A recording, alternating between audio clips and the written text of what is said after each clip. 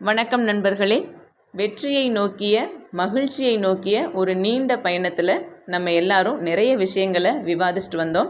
அதில் மைய கருத்தாக நம்ம எடுத்துக்கொண்ட ஒரு விஷயம் எமோஷ்னல் இன்டெலிஜென்ஸ், அதாவது உணர்வுகளை எப்படி கையாள்வது அப்படின்ற விஷயத்தை தான் நம்ம நிறையவே பேசணும்.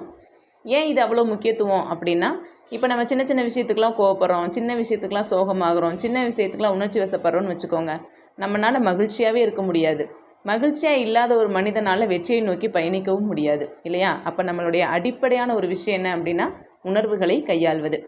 அதை தான் நம்ம நிறைய புத்தகங்கள்லேருந்து படித்து தெரிஞ்சுக்கிட்டோம்.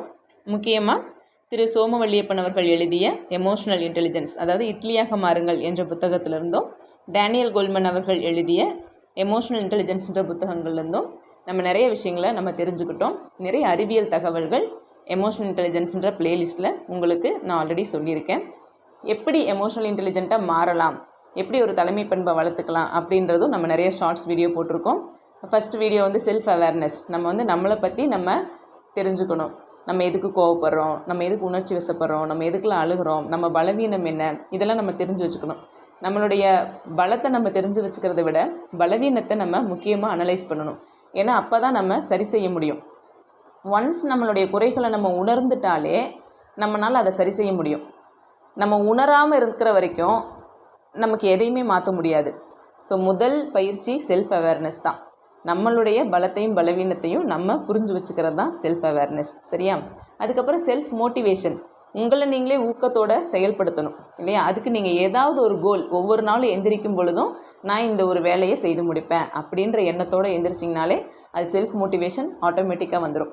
நீங்கள் சுறுசுறுப்பாக ஊக்கமோடு இருந்தால் தான் உங்களை சுற்றி இருக்கிறவங்கள அது போல் வச்சுக்க முடியும், ஒரு நல்ல தலைவனாக இருக்க முடியும் இல்லையா? அதே போல் பிறர்கிட்ட குறைகளையே தேடி தேடி கண்டுபிடிச்சிட்ருக்காம அவங்கக்கிட்ட இருக்க நல்ல குணங்களை தேடுங்க அப்படின்னு சொன்னோம். நீங்கள் தேடுறது மண்ணா இல்லை தங்கமா அப்படின்ற டைட்டிலில் உங்ககிட்ட அதை பற்றியும் பேசணும். அடுத்து ரசனைன்றது ரொம்ப ரொம்ப முக்கியம். நம்ம எந்த ஒரு விஷயத்தையும் ரசித்து செஞ்சோம் அப்படின்னா அது எவ்வளோ கடினமான வேலையாக இருந்தாலும் நமக்கு எளிமையானதாக மாறும். ஸோ இதையெல்லாம் நம்ம சின்ன சின்ன ஷார்ட்ஸில் நிறையா விஷயங்கள் பேசணும். ரௌத்திரம் பழகு. கோபம்ன்றது ஒரு நல்ல ஆயுதம். ஆனால் அதை எங்கே எப்படி யார்கிட்ட பயன்படுத்துகிறோன்றது ரொம்ப முக்கியம் அப்படின்றான் நம்ம பேசிட்டு வந்தோம். இது ஒரு நீண்ட பயணம். இதை நம்ம பயிற்சி மூலமாக தான் சரி செய்ய முடியும். இப்போ நம்ம எடுத்ததுமே அப்படி டக்குன்னு மாறவெல்லாம் யாராலையுமே முடியாது. இப்போ நான் ரொம்ப எமோஷ்னல் இன்டெலிஜென்ட் பர்சனானா கிடையாது. அப்படி மாற முயற்சி செய்கிற ஒரு பர்சன். என்கிட்ட உணர்வுகளை கையாளுற திறன் கம்மியாக இருக்குன்னு உணர்ந்தனால நம்ம அதை கொஞ்சம் சரி பண்ணலாமே அப்படின்னு முயற்சி எடுக்கும்போது எனக்கு கிடைத்த புத்தகங்களை உங்களோட பகிர்ந்துக்கிட்டேன், அவ்வளோதான். இனிதான் நானும் பயிற்சி எடுக்கணும். நான் பயிற்சியுடைய முதல் கட்டமாக புத்தகங்கள் படிக்கலாம் அப்படின்னு தேர்ந்தெடுத்திருக்கேன். ஏற்கனவே நிறைய புத்தகங்கள் நான் படிப்பேன். இன்னும் செலக்ட் பண்ணி இன்னும் நல்லா படிக்கலாம் அப்படின்று நான் முயற்சி பண்ண போகிறேன். அதுக்கப்புறம் மியூசிக் கேட்குறது என்னுடைய ஒன் ஆஃப் த ஒரு என்டர்டெயின்மெண்ட்டு. அது எனக்கு நிம்மதியையும் தரும். ஸோ இந்த மாதிரி எனக்கு என்ன விஷயங்கள் என்ன மோட்டிவேஷனோடு வச்சுக்கோ அப்படின்னு கண்டுபிடிச்சி அதை நோக்கி நான் பயணிக்க போகிறேன். நீங்களும் இப்படி உங்களுக்குள்ள ஒவ்வொன்றையும் ரசித்து செய்யுங்க.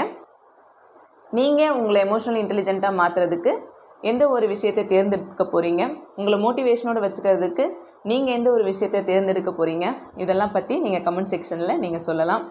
மீண்டும் நம்ம பயணிப்போம். ஒரு புது புத்தகத்தோடு உங்களை மீண்டும் சந்திக்கிறேன். நன்றி நண்பர்களே, நன்றி.